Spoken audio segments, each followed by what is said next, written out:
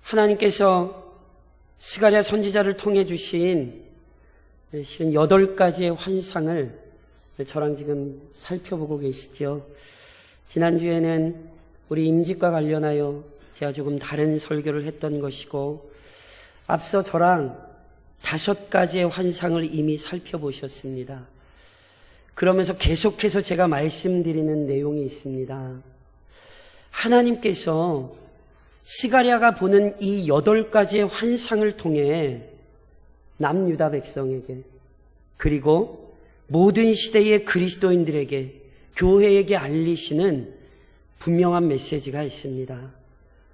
모든 시대의 하나님의 백성들, 즉 교회는 변치 않는 소망을 잃어버리지 말아야 합니다. 교회가 무엇인가 물을 때 본 환상을 통해 우리는 이렇게 답변할 수 있어요. 변치 않는 소망을 품은 공동체라고요. 그럼 도대체 그 변치 않는 소망이라는 게 무엇인데요? 그것은 바로 그리스도 예수의 재림과 함께 성취될 새 하늘과 새 땅입니다. 오늘도 그 소망을 가진 자들이 그리스도인이고, 그것을 기다리는 공동체가 교회입니다. 물론 그날에 이르기까지 교회는 이 부패한 세상 속에서 많은 어려움에 봉착할 것입니다. 그리고 이러한 혼란과 고통은요, 이미 첫사람 아담 때에 시작되었고 이 세상에 알려졌습니다. 무슨 이야기입니까? 잘 아시는 것처럼 하나님께서는 자신의 거룩하고 선하신 목적에 따라 만물을 창조하셨습니다. 또 인간을 포함한 만물이 하나님의 풍성한 은혜를 누릴 수 있는 질서도 세우셨습니다. 그게 하나님께서 아담에게 주신 명령이에요. 너 이거 먹지 마. 조금 쉽게 설명드리면, 네가 내 말에 순종하면 인간만이 아니라 만물이 평화를 누릴 수 있다. 이게 하나님이 세우신 질서였던 거예요. 하지만 어리석은 인간은 하나님께서 세우신 창조 질서를 거부했잖아요. 즉, 피조물로서 하나님의 말씀에 순종하는 것이 마땅하지만 그렇게 하지 않았습니다. 바로 이 불순종이 원인이 되어 인간을 포함한 만물이 죄 아래 고통받게 된 것입니다. 평화와 기쁨이 넘치던 세상이 순식간에 고통과 슬픔의 장소로 바뀌고 말았습니다. 더 큰 문제는 인간을 포함한 어떤 피조물도 이 패역하게 된 상황, 이 괴롭게 된 상황을 이전에 평화롭던 상황으로 돌이킬 수 없었다는 데 있습니다. 인간이 그걸 돌이킬 수 있었으면 좋으련만 인간도 못하고요, 어떤 것도 못해요. 이미 강력한 죄가 인간을 사로잡아 버렸는데 인간이 스스로 어찌 그 상황에서 벗어날 수 있겠습니까? 답은 하나밖에 없어요. 오직 창조주 하나님 외에는 이 모든 죄의 세력을 무너뜨리고 인간을 포함한 만물을 그 죄에서 구속하실 자가 없었습니다. 그래서 이후 인류의 역사는 바로 이러한 하나님의 구속하신 은혜를 입증하고 드러내는 거예요. 무엇보다 하나님께서는 죄인들이 그 모든 죄의 세력을 심판하실 날을 기대하게 하셨어요. 그냥 한 사람이 죄에서 벗어나는 게 아니라 만물이 죄에서 벗어날 날을 소망하게 하셨다고요. 그리고 특별히 이러한 소망을 분명하게 인식할 수 있도록 이스라엘 백성을 택하시고 부르셨던 거예요. 그러니까 이스라엘 백성의 역사를 통해 분명히 기억하셔야 되는 소망이 있는 거예요. 잘 아시는 것처럼 하나님께서는 남유다와 북이스라엘 이 이스라엘 백성에게 참으로 많은 은혜를 베풀어 주셨죠. 그런데 성경을 통해서 뭘 보세요? 남유다와 북이스라엘이 스스로의 죄악으로 인해 패망했지요. 이게 뭘 보여주는지 이해를 하셔야 되는 거예요. 아담의 실패가 이스라엘 백성에게 나타나요. 그리고 이건 아담과 이스라엘의 실패가 아니에요. 온 인류의 실패예요. 이스라엘의 실패는 죄 아래 살아가는 모든 인간의 연약함과 무능함을 드러내는 거예요. 반면 하나님께서는 구속의 계획을 포기하지 않으셨고 그 은혜를 중단하지 않으셨죠. 남유다가 포로로 끌려갔으나 다시 돌아왔지요. 하나님께서 그들과 함께 계시다는 증거로 성전도 재건되게 하셨어요. 이게 끝이 아닙니다. 이후에도 우여곡절이 많았지만 이스라엘을 통해 누구를 보내십니까? 약속하신 메시아를 보내십니다. 이와 같은 일련의 사건들, 일련의 역사는 남유다라는 한 민족을 위한 일이 아니라 여자의 후손을 통해 온 세상을 회복시키신다는 그 약속을 지키신 것입니다. 그래서 지금도 그 약속이 성취되어 가고 있고 그 아들의 재림과 함께 영광스러운 하나님의 나라가 완성될 것입니다. 그런즉 성경을 통하여 이 교회가 꿈꿔야 되는 위대한 소망을 바라보셔야 돼요. 그래야 혼란스러운 세상 속에서도 믿음을 지킬 수 있습니다.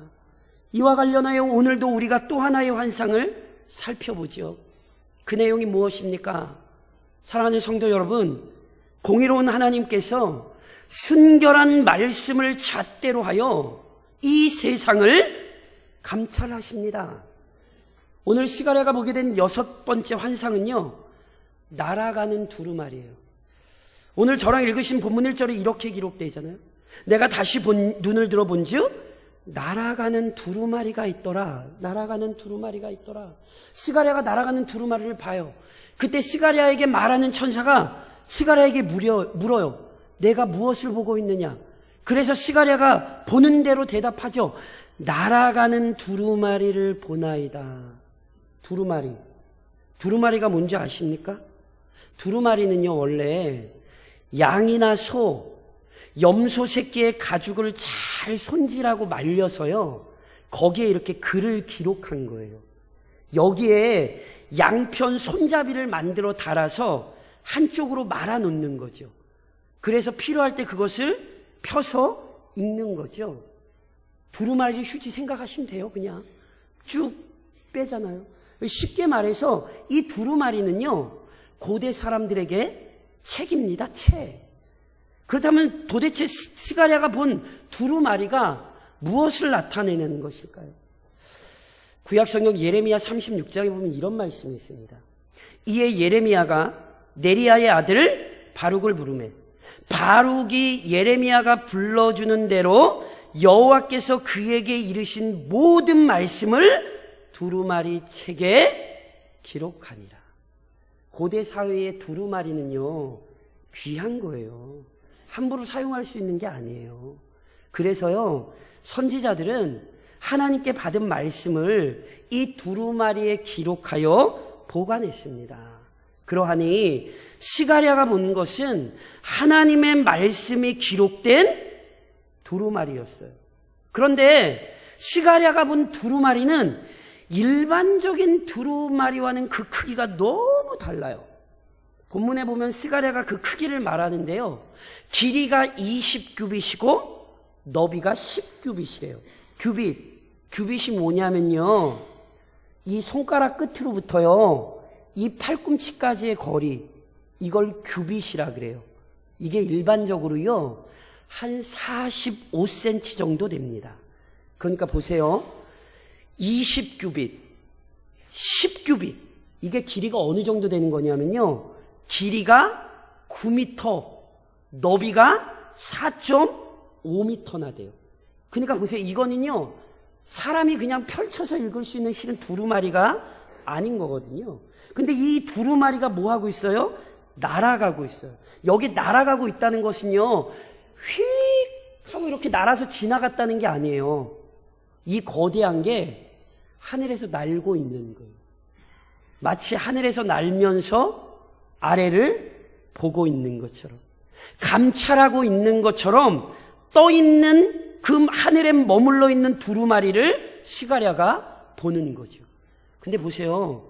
이게요, 길이가 9m나 되고 폭이 4.5m나 되거든요. 이게 얼마나 멀리 있었는지 알 수는 없지만 그 큰 게 하늘 위에서 둥둥 떠가지고 보고 있다고 생각을 해보세요. 실은 시가랴는 분명히 중압감을 느꼈을 거예요. 그런데 이 시가랴가 느끼는 중압감은요, 단순히 그게 크기 때문이 아니에요. 말씀드렸잖아요. 두루마리는 하나님의 말씀을 나타내요. 그러니까 시가랴가 느끼게 되는 중압감은 크기의 문제가 아니라 하나님의 말씀의 권위와 관련된 거예요. 성경에 보면 창조주 하나님의 권위와 능력을 나타내는 중요한 방편이 말씀입니다. 말씀. 쉽게 생각하시면 돼요. 하나님께서 세상을 뭘로 창조하셨죠? 그렇죠. 하나님이 말씀하신다는 건 하나님이 능력을 나타내시고 권위를 나타내시는 거예요. 그러니까 이처럼 하나님께서는 자신의 말씀을 통해 자신이 얼마나 능력 많으신지 위대하신지 그것을 드러내 보이시거든요. 그래서 이사야 55장에 보면 이런 말씀이 있잖아요. 내 입에서 나가는 말도 이와 같이 헛되인 내게로 되돌아오지 아니하고 나의 기뻐하는 뜻을 이루며 내가 보낸 일에 형통함이니라. 성경에 보세요. 성경은요, 하나님의 말씀이 곧 하나님 자신이요 하나님의 능력이라 증언하죠. 그런즉 하나님의 말씀을 기록한 두루마리가 지금 날아가고 있다는 것은 공의로운 하나님께서 그 말씀의 기준과 잣대로 온 땅을 감찰하신다는 거예요. 지금도 기억하십시오. 하나님의 말씀이 우리를 살펴보고 계십니다. 하나님의 거룩하고 공의로운 말씀이 이 시간도 우리를 주목하고 계십니다. 그것이 다가 아니죠. 공의로운 하나님께서는요, 그 말씀대로 악인들을 처단하십니다. 이 날고 있는 두루마리는 심판자이신 하나님의 엄정한 말씀을 의미한다 말씀드렸죠. 그런데 그 권위 있는 말씀 중에도 이 두루마리에 기록된 말씀이 어떤 것인지를 시가랴에게 말하는 천사가 알려줘요. 그래서 그 두루마리에 기록된 내용을 한마디로 천사가 뭐라고 표현했냐면 이는 온 땅 위에 내리는 저주라. 그 하나님의 말씀이 뭐래요? 온 땅 위에 내리는 저주래요. 저주. 특별히 본문의 이 저주라는 표현에는요, 우리말에는 없는데 이 정관사라는 게 붙어 있어요. 그러니까 이걸 제가 좀 억지로 풀어드리면 이런 거예요.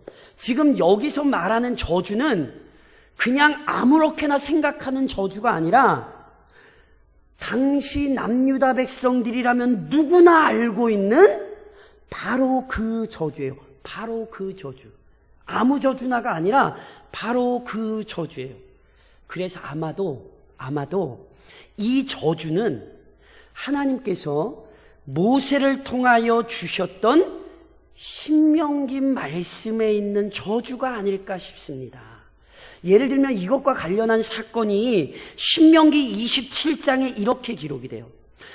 너희가 요단을 건넌 후에 시므온과 레위와 유다와 이사갈과 요셉과 베냐민은 백성을 축복하기 위하여 그리심 산에 서고 르우벤과 갓과 아셀과 스불론과 단과 납달리는 저주하기 위하여 에발산에 서고 레위 사람은 큰 소리로 이스라엘 모든 사람에게 말하여 이르기를 장색의 손으로 조각하였거나 부어 만든 우상은 여호와께 가증하니 그것을 만들어 은밀히 세우는 자는 저주를 받을 것이라 할 것이요 모든 백성은 응답하여 말하되 아멘 할지니라.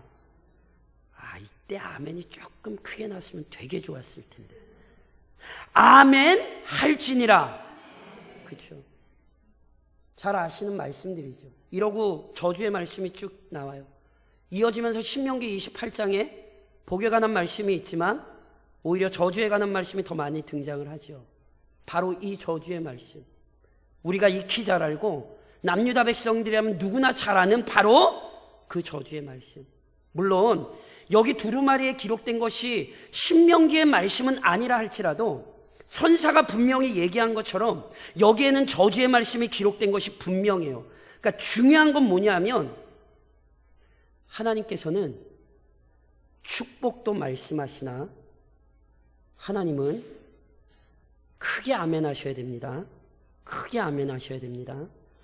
하나님은 축복의 말씀도 하시나 하나님은 저주도 말씀하십니다. 그래서 주의하셔야 돼요. 하나님은 단순히 복만 주는 분이 아니에요.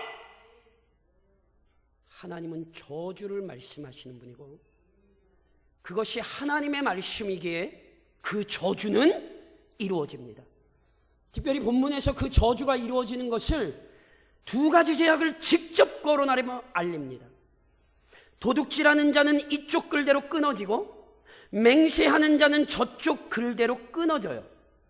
이쪽이나 저쪽이란 표현은 두루마리의 양편을 가르치는 것으로 보이기도 하지만 오히려 그거보다는 십계명의 두 범주로 보여져요. 실은요, 십계명은 두 편으로 되어 있습니다. 십계명의 한 편은 하나님과의 관계를 나타내고요, 십계명의 또 한 편은 이웃과의 관계를 보여주죠. 그래서 본문이 얘기하는 망령되이 맹세한다는 것은요, 하나님과의 관계 중 세 번째 계명, 여호와의 이름을 망령되이 일컫지 말라는 계명을 위반하는 거예요. 도둑질은요, 이웃과의 관계 중 여덟 번째 계명, 도둑질하지 말라를 위반하는 거예요. 실은 성경에 보면 이 두 가지를 섞어서 실제로 모든 율법의 위반을 나타낼 때가 있어요. 예를 들면 레위기 19장에 이런 말씀이 있지요. 너희는 도둑질하지 말며 속이지 말며 서로 거짓말하지 말며 너희는 내 이름으로 거짓 맹세함으로 내 하나님의 이름을 욕되게 하지 말라. 나는 여호와입니다. 도둑질과 망령되이 맹세하는 것이 하나로 엮여서 하나님의 율법에 대한 거부를 나타내는 거거든요. 물론 이 두 가지 계명에 저촉된 자들만 심판한다는 말씀이 아니에요. 그렇게 들으시면 안 돼요. 율법의 모든 요구는요, 절대로 분리되지 않고 서로 연결되어 있어요. 예를 들면 야고보서 2장에 그래서 이런 말씀이 있지요. 누구든지 온 율법을 지키다가 그 하나를 범하면 모두 범한 자가 되나니. 하나의 계명을 어긴 것은 모든 계명을 어긴 것은 마찬가지입니다. 그러니까 본문은요, 단순히 어떤 특정한 죄에 대한 저주를 말하는 것이 아니에요. 십계명으로 요약될 수 있는 모든 율법에 대한 불순종이 반드시 심판을 받는다는 것을 알리죠. 특히나 끊어진다는 표현은요, 이게 원래 어떤 표현이냐면 마치 아무것도 없는 것처럼 깨끗이 쓸어버린다는 표현이에요. 그러니까 이 표현은요, 공의로운 하나님께서 얼마나 철저히 악인을 징벌하시는지를 설명한 것이죠. 누구도 하나님의 눈길에서 벗어날 수 없고 어떤 죄도 공의로운 심판을 피할 수 없습니다. 그래서 더 나아가서요, 하나님께서는 궁극적으로 이 땅의 모든 죄악을 멸하십니다. 본한상은 분명 악인을 향한 하나님의 심판을 보여주지요. 그런데 하나님의 심판이라고 하는 것이요, 단순히 악인 몇 사람 징벌하는 것으로 끝나지 않아요. 본문에 이어진 말씀은 하나님께서 보내신 저주의 말씀이 도둑의 집에도 들어가고요, 망령되이 맹세하는 집에도 들어가서 그의 집에 머무른다고 표현이 되어 있죠. 제가 이 구절을 조금 더 자세히 설명드리면 이래요. 그의 집에라고 우리 번역은 이렇게만 번역을 했지만 이게 원문의 의미는 뭐냐면 그 집에 아주 깊은 속이에요. 그러니까 그 집에 딸랑 들어가는 게 아니라 그 집에 깊숙이 들어가는 거예요. 게다가 머무른다는 표현 자체도 완전히 머물러 산다라는 표현이에요. 그러니까 이 표현들이 지금 의미하는 거가 뭐냐면요, 하나님의 저주가 악한 자들의 모든 행위를 낱낱이 파헤쳐서 그 모든 악한 일들이 반드시 심판받게 하신다는 거예요. 제가 이 말씀을 그래서 묵상하면서 뭐가 생각이 떠올랐냐 하면 화성 연쇄 살인범이 떠올랐어요. 과학이 발달하니까요, DNA라는 것 때문에 예전에 잡지 못했던 범인을 잡아내죠. 보세요. 현대 과학의 진보도 죄를 드러내요. 예전에는 몰랐는데 과학이 조금 발달하니까 그걸 밝혀내더라니까요. 그런데 하나님이 우리의 죄를 모르시겠어요? 하나님이 우리의 마음의 생각을 모르시겠냐고요. 절대로 하나님은 그러시는 분이 아니에요. 우리의 모든 죄를 그를 낱낱이 파실 수 있는 분이에요. 그리고 그걸로 끝나지 않지요. 결론적으로 그 집과 나무와 돌과 아울러 살은대요. 이게 무슨 표현이냐면 성경 하박국서 3장에 보면 비슷하게 이런 표현이 있어요.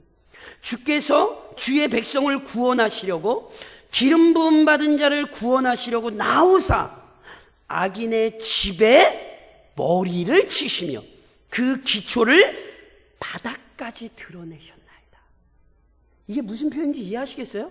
악인 한 사람을 멸하신다는 게 아니에요. 지금 집을 파괴하고 허무는 것은 개인적인 심판의 차원을 넘어 악한 세력 전체에 대한, 또는 다른 말로 악 자체에 대한 최종 심판을 말하는 거예요. 단순히 인간들이 행하는 악한 행실만이 아니라 그 모든 일을 일으키는 그 모든 죄악의 근원을 하나님이 멸하시겠다는 거예요. 그래서요, 이러한 하나님의 열심을요, 우리는 구약성경 출애굽기 17장에서 좀 볼 수 있어요. 여기에 이런 말씀이 있어요. 여호와께서 모세에게 이르시되 이것을 책에 기록하여 기념하게 하고 여호수아의 귀에 외워 들리라. 내가 아말렉을 없이 하여 천하에서 기억도 못하게 하리라. 모세가 제단을 쌓고 그 이름을 여호와 니시라 하고 이르되 여호와께서 맹세하시기를 여호와가 아말렉과 더불어 대대로 싸우리라 하셨다 하였더라. 하나님이 누구랑 싸우시겠대요? 아말렉. 그것도 어떻게? 대대로. 자, 한번 여쭤볼게요. 그게 싸움이 돼요? 그게 게임이 되나요? 제가 얼마 전에 한 20대 1로 싸웠습니다. 까만 모기도 아니고 파리도 아니고 요즘 굉장히 제 20대 1로 막 순식간. 보세요. 하나님이 아말렉과 싸우되 대대에 싸운데 말이 돼요? 아말렉이 뭔데 그걸 하나님이 대대에 싸우시냔 말이에요. 하나님의 손길 한 번이면 한 민족이 사라지기도 하고 하나님의 능력 한 번이면 돌이 한 민족이 되기도 하는데 뭐가 아말렉이 뭔데 하나님이 대대에 싸우시냔 말이에요. 보세요. 이 표현의 의미를 기억하셔야 돼요. 하나님께서 이스라엘 백성을 애굽에서 이끌어내실 때 그 이스라엘 백성의 앞길을 제일 먼저 가로막은 자들이 아말렉이에요. 이게 무슨 얘기인지 아세요? 출애굽은 하나님의 위대한 구원 사건을 예표해요. 그런데 그 구원의 이 놀라운 사건을 누가 가로막은 거예요? 아말렉이 가로막아요. 하나님의 거대한 구원을 가로막아요. 그래서 아말렉은 죄를 상징하는 거예요. 하나님은 단순히 한 민족과 싸우겠다고 말씀하시는 게 아니에요. 하나님의 거대한 구원을 가로막으려고 하는 그 죄의 세력과 하나님은 영원토록 싸우시겠다는 거예요. 그리고 그것은 이미 아담이 범죄하던 그 순간 에덴 동산에서 선포되었던 말씀이죠. 창세기 3장 15절이 우리에게 무엇라 가르칩니까? 내가 너로 여자와 원수가 되게 하고 내 후손도 여자의 후손과 원수가 되게 하리니 여자의 후손은 내 머리를 상하게 할 것이요 너는 그의 발꿈치를 상하게 할 것이니라. 이것은 하나님이 지금 선전포고를 하시는 거예요. 인간과 모든 만물에게 끔찍함을 가져왔던 그 죄, 그것을 하나님이 용서하지 않으시겠다는 거예요. 하나님이 그 죄를 내버려 두지 않으시겠다는 거예요. 전능하신 하나님, 위대하신 하나님께서 그 죄와 싸우시겠다는 거예요. 그래서 실제로 싸우셨고 지금도 싸우고 계십니다. 그리고 결국 계획하신 그날 그가 그 모든 악을 영원한 형벌에 가두실 것입니다. 그런즉 사랑하는 성도 여러분, 죄에 대한 경각심을 늦추지 마십시오. 본 환상은 하나님께서 죄에 대해 반드시 심판하신다는 사실을 강조하죠. 이것은 전혀 새로운 사실도 아니고 새로운 가르침도 아닙니다. 하나님께서 첫사람에게 주셨던 말씀, 너 그거 먹으면 죽어. 이것은 죄에 대한 하나님의 태도를 잘 보여주는 거예요. 하나님은 절대로 죄를 받아들이실 수 없는 분이에요. 그래서 실제로 첫사람이 사탄의 유혹에 미혹되어 불순종했을 때 하나님께서 아담과 하와를 에덴 동산에서 내쫓으셨죠. 이는 거룩하신 하나님께서 절대로 죄인을 가까이 하실 수 없고 순결하신 분에게 죄를 용납하실 수 없다는 사실을 보여주는 거예요. 그리고 이후의 인류 역사 속에서 하나님은 자신의 공의를 계속 나타내셨어요. 노아 시대에 하늘이 비를 쏟아낸 이유가 무엇입니까? 창세기 6장은 우리에게 분명히 이렇게 가르쳐요. 내가 홍수를 땅에 일으켜 무릇 생명의 기운이 있는 모든 육체를 천하에서 멸절하리니 땅에 있는 것들이 다 죽으리라. 소돔과 고모라 사건에 대해 하늘로서 불과 유황이 쏟아진 이유를 창세기 19장은 우리에게 이렇게 분명히 가르쳐요. 여호와께서 하늘 곧 여호와께로부터 유황과 불을 소돔과 고모라에 비같이 내리사 그 성들과 온 들과 성에 거주하는 모든 백성과 땅에 난 것을 다 엎어 멸하셨더라. 노아 홍수는 단순한 자연재해가 아니에요. 소돔과 고모라의 멸망은 단순히 우연하게 발생한 재앙이 아니에요. 이 사건들은 공의로우신 하나님의 심판이요 죄에 대한 징계였습니다. 이 사실을 절대로 잊지 마십시오. 거룩하신 하나님의 진노를 명심하여 악한 것을 멀리 하십시오. 특별히 본문에서 날고 있는 두루마리는 온 땅에 내리는 저주라고 설명됐잖아요. 온 땅이 도대체 어디인가? 다음 주에 저랑 7번째 환상을 살펴보실 텐데 그 7번째 환상에 신할이라는 곳이 나와요. 이방 땅을 의미해요. 그래서 일부 학자들은 6번째와 7번째가 같은 메시지를 주거든요. 그러니 온 땅이라고 하는 건 신할 땅과 대비되는 개념으로서 실은 유대 땅을 가르친다라고 본다는 거예요. 뭐 꼭 그것이 그 해석을 따라가지 않더라도 온 땅 안에 유대 땅이 포함이 되겠습니까? 안 되겠습니까? 당연히 되죠. 유대 땅이라고 온 땅에 안 들어가나요? 더 중요한 건 뭔지 아세요? 두루마리에 기록된 저주가 십계명을 위반한 죄를 징벌한다라고 하는 것은 이 경고가 우선 율법을 모르는 이방인이 아니라 율법을 너무도 잘 알고 있는 남유다 백성을 향한다는 것을 의미해요. 실제로 당시 남유다 백성들은 포로 생활이라는 혹독한 연단을 받았음에도 불구하고 여전히 불순종의 삶을 떠나지 못하고 있었어요. 그래서 본 환상은 누구보다 남유다 백성들에게 주어진 경고예요. 그리고 똑같은 경고의 말씀이 교회에게 주어진다는 사실을 명심하십시오. 베드로전서 4장은 우리에게 이렇게 가르치죠. 하나님의 집에서 심판을 시작할 때가 되었나니. 성경은 하나님의 집, 즉 교회로부터 심판이 시작된다 선언합니다. 그런즉 사랑하는 성도들이여, 죄를 돌아보십시오. 오늘도 우리의 죄를 감찰하시는 하나님을 두려워하십시오. 그는 세상의 죄악 이전에 교회의 죄악을 먼저 살피십니다. 항상 두렵고 떨리는 마음으로 죄는 그 모양이라도 버리십시오. 이것이 성경의 가르침입니다. 그리고 더 나아가 거룩하고 의로운 삶 안에 머물도록 힘쓰십시오. 이사야 선지자가 하나님께서 좌정하신 영광의 보좌를 보게 되는 은혜를 누렸죠.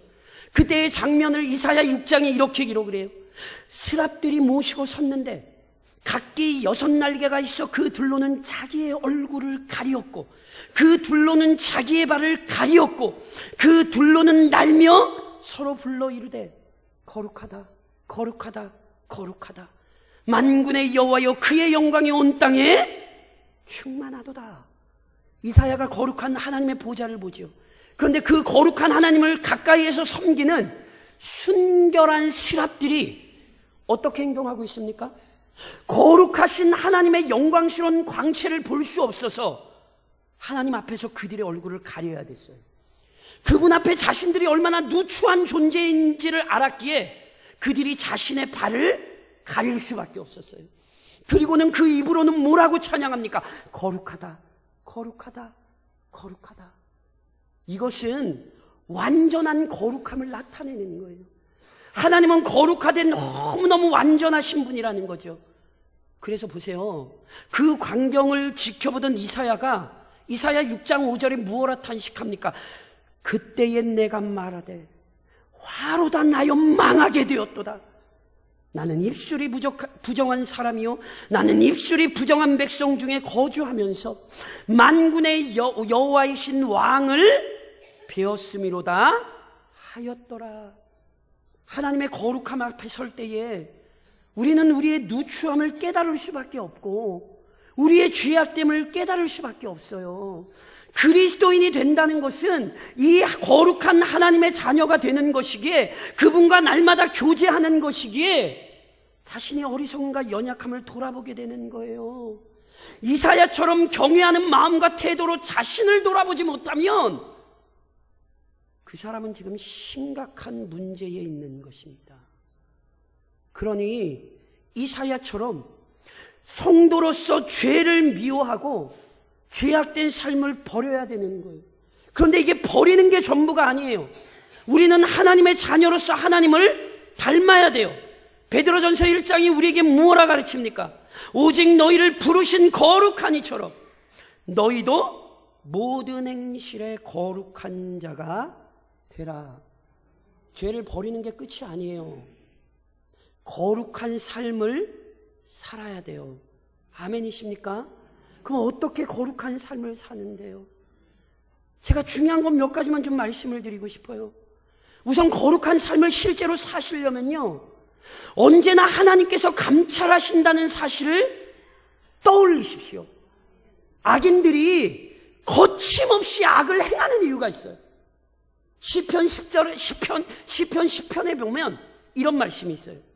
악인은 그의 교만한 얼굴로 말하기를 여호와께서 이를 감찰하시 아니하신다 하며 그의 모든 사상에 하나님이 없다 하나이다. 악인이 왜 죄를 안 떠나는지 알아세요? 하나님이 본다라는 사실을 인식을 못해요. 하나님이 내 삶을 감찰하신다는 사실을 알지 못해요. 그래서 죄악 가운데 사는 거예요. 반면 믿음의 사람들은 하나님의 시선을 두려워해요.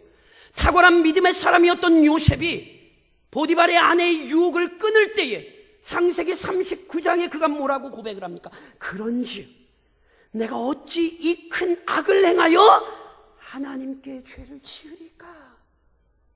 요셉은 하나님의 시선을 인식했어요. 그러니 우리도 거룩하게 살려면 맞다, 하나님이 나 보신다. 하나님의 말씀이 오늘도 날아다니며 그 말씀의 잣대로 우리를 보신다. 기억하셔야 돼요. 그래야 거룩한 삶을 살 수 있는 거예요. 동시에 반드시 모든 것을 하나님의 말씀에 비추어 판단하십시오. 우리의 판단과 우리의 생각이 기준이 되면 안 돼요.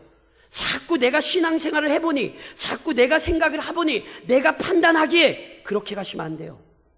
시편 119편이 우리에게 무엇라 가르칩니까? 주의 말씀은 내 발의 등이요 내 길에 빛이니이다. 기준은 말씀이에요. 그러니 내 생각이 말씀에 부합한지, 내 말이 말씀에 부합한지, 내 행동이 말씀에 진짜 부합한지 점검하셔야 돼요. 그래야 거룩하게 살 수 있는 거예요. 또 하나는요, 전 인격과 모든 삶에서 거룩한 열매를 맺으십시오. 보세요. 하나님이 거룩하신 분이기에 그가 행하시는 일이 거룩한 거예요. 마찬가지예요. 우리가 거룩하게 됐잖아요. 그러니 우리로부터 나오는 모든 것들이 거룩한 열매여야 돼요. 일부가 아니에요. 제가 이번 법무장관 일 때문에 시간이 갈수록 제 마음에 깊이 고민이 되는 게 하나 있어요. 우리 교회에서 제일 말이 많은 사람이 누구죠? 그 뭘 고민을 하세요? 우리 교회에서 제일 말이 많은 사람이 누구예요? 저잖아요. 지금도 저만 말하잖아요. 다 조용히 계시고. 그런 얘기 들어보셨죠? 과거의 조국이 현재의 조국과 싸운다고. 제가 너무너무 무서워요. 왜냐하면 제가 말이 제일 많거든요. 표리부동하면 안 돼요. 말과 행동이 틀리면 안 돼요. 생각과 행동이 틀려서는 안 돼요. 거룩이라고 하는 것은 어떤 일부가 아니에요. 생각도 거룩하고, 마음도 거룩하고, 손도 거룩하고, 발도 거룩해야 돼요. 사람은 속일 수 있지만 우리가 어찌 하나님을 속일 수 있겠어요? 그래서 제가 요즘 고민이 너무너무 깊어졌어요. 하나님, 오늘 우리가 예배하는 것과 예배의 삶이 다르지 않게 해달라고. 하나님, 강단에서 설교하는 것과 하나님, 내가 이 강단에 내려가서의 삶이 하나님 다르지 않게 해달라고. 사랑하는 성도 여러분, 이게 거룩이에요. 지금 이 시간 모여서 예배 드리시는 것만이 거룩이 아니라 모든 것에서 거룩의 열매를 나타내셔야 합니다. 그리고 결론적으로 기억하셔야 될 게 있어요. 제가 여쭤볼게요. 죄 얘기하니까 좋으세요? 싫으세요? 대답하기 굉장히 막 민망하죠. 제가 다시 여쭤볼게요. 죄 얘기하니까 좋으세요? 싫으세요? 저는 너무 괴로워요. 이거를 내가 얘기하고 있다는 사실 자체가. 그런데 제가 오늘도 얘기하면서 깊은 은혜를 깨달았어요. 무슨 얘기하냐면, 하나님께서 거룩하시게 죄를 미워하시잖아요. 그리고 그 죄에 대한 심판을 선언하셨고 그 말씀대로 심판하셨잖아요. 그런데 보세요. 하나님께서는 그 죄를 미워하시지만 그 죄에 사로잡힌 죄인들은 긍휼히 여기셨어요. 그가 죄를 미워하셔서 그 죄에 사로잡힌 죄인들을 심판하는 일에만 집착하셨다면 이미 온 세상은 멸망했을 게 분명해요. 그러나 인류의 역사가 입증하듯이 하나님께서 온 세상을 멸망시키지 않으셨어요. 오히려 하나님께서 그 죄의 세력으로부터 죄인들을 구원해내셨어요. 그것이 바로 예수 그리스도의 십자가가 아닙니까? 그런즉 보세요. 오늘도 우리가 죄를 이야기할 수 있는 이유가 있어요. 하나님께서 죄를 심판하신다는 사실을 우리가 기억할 수 있는 이유가 있어요. 하나님의 마음을 기억하셔야 돼요. 시편 85편이 우리에게 무엇을 가르칩니까? 내가 하나님 여호와께서 하실 말씀을 들으리니 무릇 그의 백성, 그의 성도들에게 화평을 말씀하실 것이라. 그들은 다시 어리석은 대로 돌아가지 말지로다. 오늘 성경이 왜 이렇게 죄에 대해 이야기하는 줄 아세요? 하나님의 심판이 왜 그토록 무서운지 이야기하는 줄 아세요? 우리로 하여금 그 자리로 가지 말라는 거예요. 그 죽음의 자리, 멸망의 자리로 너희는 가지 말라는 거예요. 내가 죄와 싸우고 내가 죄를 억누르고 내가 그 죄를 해결했으니 너희는 그 죄에 사로잡혀 살지 말라는 거예요. 우리는 알아요. 이 죄로부터 우리 자신을 지키는 것이 너무너무 어렵고 피곤하다는 것을 알아요. 그러나 우리는 그것만 아는 게 아니라니까요. 하나님께서 죄를 미워하신다는 사실도 알고 그 죄를 그 죄에서 우리를 구원하시기 위해 그리스도께서 우리를 위하여 죽으셨다는 사실도 알고 또한 성령께서 연약한 우리들을 도우셔서 그 죄와 사망의 권세에서 벗어나게 살게 하신다는 것, 우리를 이끌어내신다는 사실 우리는 알아요. 그래서 바울이 로마서 6장에서 이렇게 고백하는 거예요. 그런즉 우리가 무슨 말을 하죠? 은혜를 더하게 하려고 죄에 거하겠느냐? 그럴 수 없느니라. 죄에 대하여 죽은 우리가 어찌 그 가운데 더 살리오? 하나님의 마음을 깨달으셔야 돼요. 더 이상 죄에 머물지 말라고. 그것은 너희가 싸울 수 있는 것이 아니라 내가 너희를 위하여 그 죄의 세력을 무너뜨렸으니 이제 은혜 안에 거하라. 하나님이 우리를 그 복된 자리로 부르시는 것입니다.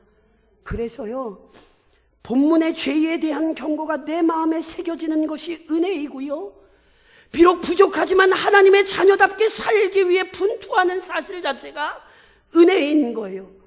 그러니 이번 한 주간도 그 은혜를 아는 자녀답게, 하나님의 마음을 아는 자녀답게 죄를 죽이며 그 안에서 능력을 경험하며 사시기를 우리 주님 이름으로 권면드립니다.